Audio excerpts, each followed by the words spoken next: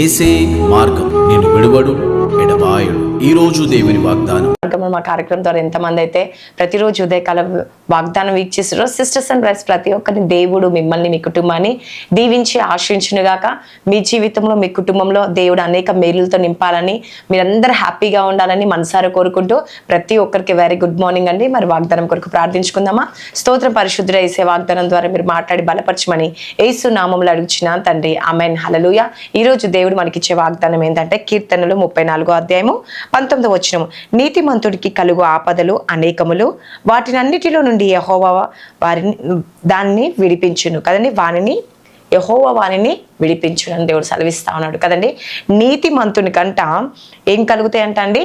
అనేక ఆపదలు కలుగుతాయి. ఈరోజు నువ్వు నీతిగా జీవిస్తున్నావు కదా, కాబట్టి నీకు ఆపదలు వస్తూ ఉన్నాయండి. నువ్వు అనుకుంటుండొచ్చు ఈరోజు నాకెందుకు ఇలా జరుగుతుంది, నాకెందుకు ఇలా అవుతుంది అని అనుకుంటున్నావా? నువ్వు కరెక్ట్గా ప్రార్థన చేసుకొని దేవుని భయభక్తులు కలిగి దేవుని ఇష్టానుసారంగా నడుచుకుంటున్నావేమో కదండి. అయితే నీకు ఆపదలు వస్తున్నాయా?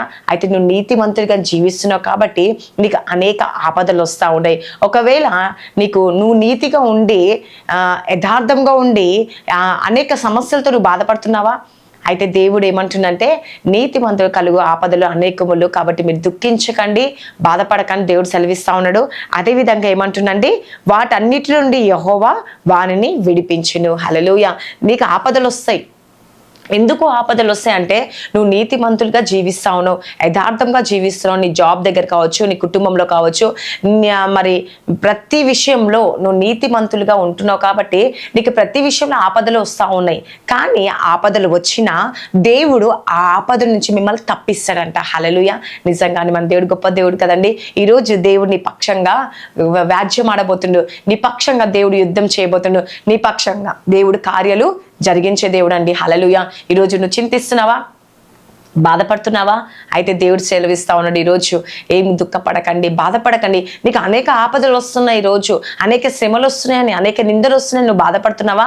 ఎందుకంటే నువ్వు నీతిగా జీవించడం మొదలు పెట్టినావు కాబట్టి, ప్రారంభం చేసినావు కాబట్టి నీకు అనేక ఆపదలు వస్తూ ఉన్నాయి. కానీ ఒకవేళ ఆపద వచ్చినా కూడా నువ్వు భయపడకుండా ధైర్యం కలిగి ఉండు. ఎందుకంటే దేవుడు నీ పక్షంగా ఉన్నాడంట. హల్లెలూయా.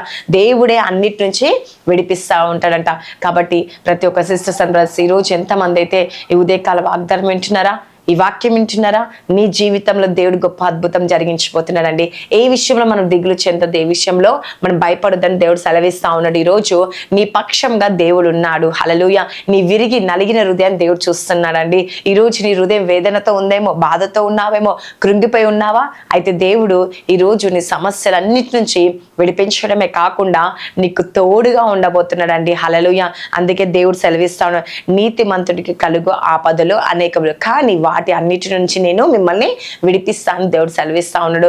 కాబట్టి సిస్టర్స్ అండ్ బ్రదర్స్ ఈరోజు ఈ ఉదయకాలం వాగ్దానం ద్వారా, వాక్యం ద్వారా దేవుడు నీతో మాట్లాడుతూ ఉండి నీ జీవితంలో అనేక గొప్ప అద్భుతాలు దేవుడు జరిగించబోతుండు. నీకు శాంతి, సమాధానం, నెమ్మదిని కలుగ చేయవాడు. కాబట్టి ప్రతి ఒక్కరి జీవితంలో ఈ వాగ్దానం నెరవేర్చాలని మనసారా కోరుకుంటూ ఈ వాగ్దానం దేవుడు దీవించి ఆశించునుగా. కామెంట్ ప్రార్థించుకుందామా.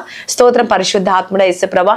ఎంతమంది అయితే ఉదయకాల వాగ్దానం వింటూ నాతో కలిసి ప్రార్థనలో ఏకీభవిస్తున్నారేసే వారి జీవితంలో, వారి కుటుంబంలో అనేక మేలులు, అనేక ఆశీర్వాదాలు నింపండి. ఈరోజు ఎంతమంది బర్త్డేస్, మ్యారేజ్ డే జరుపుకుంటున్నారో వారి జీవితాంతం, లైఫ్ లాంగ్ మీరు తోడుగా ఉండండి. సంవత్సరం అంతా వారిని బ్లెస్ చేయండి, దీవించండి, ఆశ్రయించండి.